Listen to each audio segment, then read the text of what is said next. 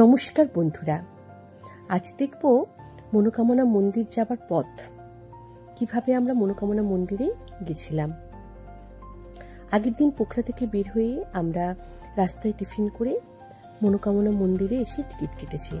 Ticket কাটার পর এই সিঁড়ি বেয়ে আমাদেরকে উঠতে হচ্ছে উপরের দিকে। সিঁড়ির চারদিকটাও খুব সুন্দর। আমার পিছন দিকে কি সুন্দর পাহাড়ের বর্ণময় রূপ দেখা যাচ্ছে, আর একটা করে আর্চ করা রয়েছে, তার মধ্য দিয়ে আমরা প্রবেশ করছি। আর বিভিন্ন জায়গায় বিভিন্ন মূর্তি রাখা, আর সেখান দিয়ে ঝর্ণার মতো একটা জল নেমে আসছে নিচের দিকে। ধীরে ধীরে আমরা সেগুলো সব দেখতে দেখতে রোপওয়ের লাইনের মধ্যে চলে এলাম।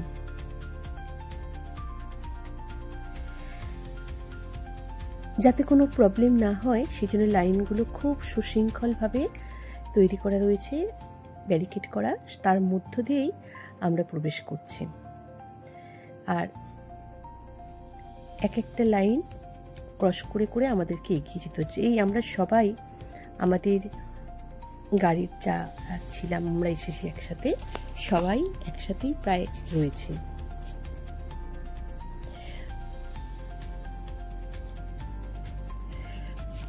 রোপওয়েগুলো আসবে, তারপর লোক উঠবে যাবে, আর বেশ ভালোই ভিড় ছিল, তাই বেশ কিছুক্ষণ দাঁড়াতে হলো।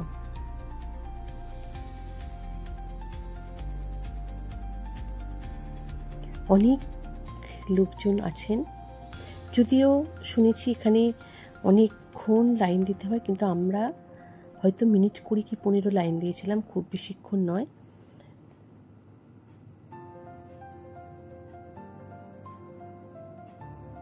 আর এখানে একটা বিশাল পাখা, চতুর্দিকে হাওয়া ছড়িয়ে পড়ছে।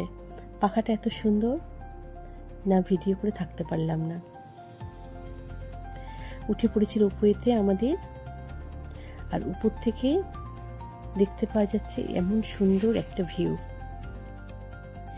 কেবল কারের উপর থেকে যখন নিচের দিকে দেখছি, ভীষণ সুন্দর লাগছে দেখতে। চারপাশটা মনোরম দৃশ্য।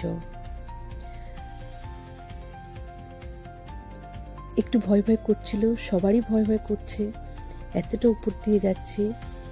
আর নিচে রয়েছে নেপালের বিখ্যাত গুরুত্বপূর্ণ একটি নদী, ত্রিশুলি নদী। আর এই যে ধাপ বেয়ে বেয়ে বেশ কিছু ঘরবাড়িও দেখা যাচ্ছে, সাথে সুন্দর সুন্দর গাছপালা।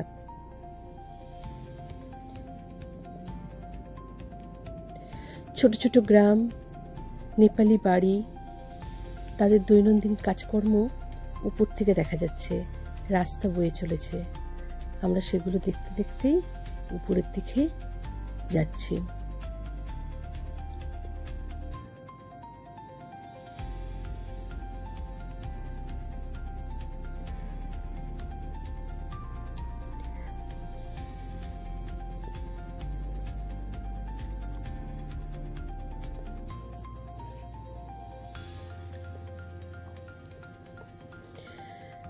বিভিন্ন প্রজাতির ছোট বড় গাছ প্রাকৃতিক শোভা বাড়িয়ে তুলেছে।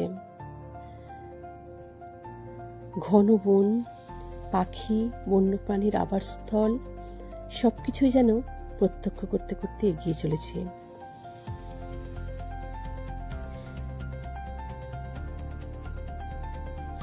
মাঝে মাঝে গল্প করছে। মাঝখানে কিছুক্ষণ দাঁড়িয়ে গেছিল কেবল কারটা, হয়তো কারেন্ট চলে গেছিল। চারপাশে যা কিছু দৃশ্যমান সবই দেখতে দেখতে উপরের দিকে উঠছিলাম, আর উপর থেকেও মাঝে মাঝে কেবল কার নেমে আসছে।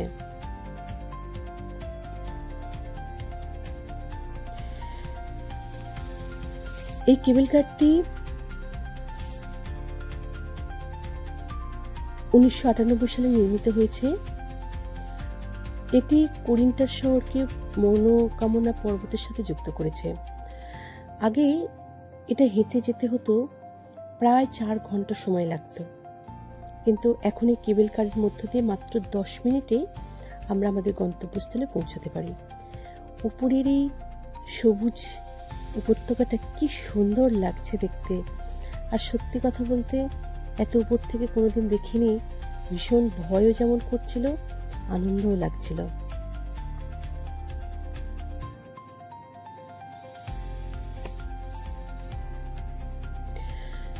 এই কেবল কারটি যে যাচ্ছি আমরা সমুদ্রপৃষ্ঠ থেকে 1302 মিটার উপরে অবস্থিত মন্দিরটি, আমরা সেখানে গিয়ে পৌঁছাবো।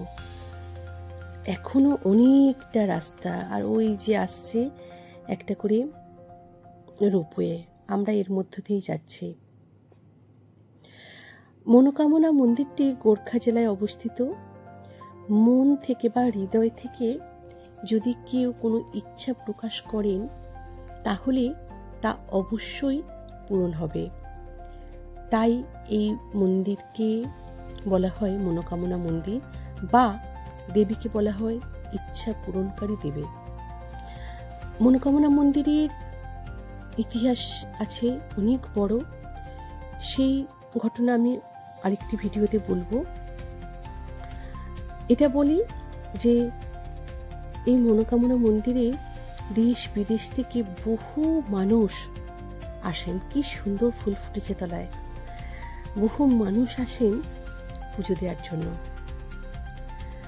আর সকলের বিশ্বাস মন থেকে কিছু চাইলে অবশ্যই তা পূরণ হয়।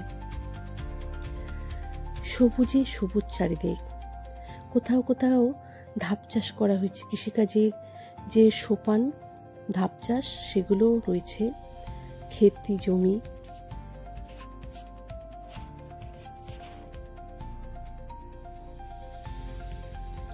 বেশ ভালো লাগছিল পুরোটা দেখতে।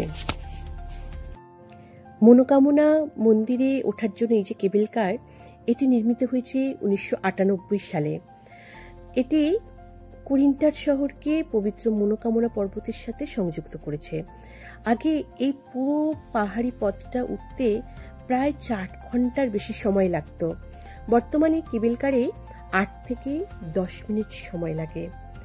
আমরা খুব আনন্দ সহকারে এই কেবল কারে করে উপরের দিকে যেতে চলেছি। ত্রিশূল নদীর গর্জন শুনতে শুনতে আর সমস্ত কিছু দেখতে দেখতে কখন যে চলে এলাম বুঝতেই পারছি না। আমরা একদম চলে এসেছি। এই কেবল কার এবারে আমাদের প্রবেশ করেছে, যেখানে আমরা নামব। ভীষণ সুন্দর ছিল এই জার্নিটা। কত কি দেখে দেখে এলাম, ছোট ছোট গ্রাম, নেপালি বাড়ি, তাদের কৃষিকাজ, ধাপ চাষ আর পাহাড়ি সবুজ অরণ্য মনকে একদম আনন্দে ভরিয়ে দিল। আমরা নেমে পড়েছি। এবারে আমরা মন্দিরের পথ ধরব, কিন্তু একটুখানি অপেক্ষা করব। আমাদের সাথে আরও যারা আছেন সবাই একসাথে মিলে আমরা মন্দিরে যাব, তাহলে আমাদের সময়টা অনেক কম লাগবে, হারিয়ে যাবার ভয় থাকবে না। একসাথে যাওয়া, একসাথে আসা, সব সহযাত্রীরা একসাথে, এটা যেমন আনন্দদায়ক তেমনি সময়েও সাপেক্ষ। অনেকটা কম সময় লাগে খুঁজতে, একসাথে থাকলে দেখাও হয়ে যায় একসাথে, আর ভালোও লাগে।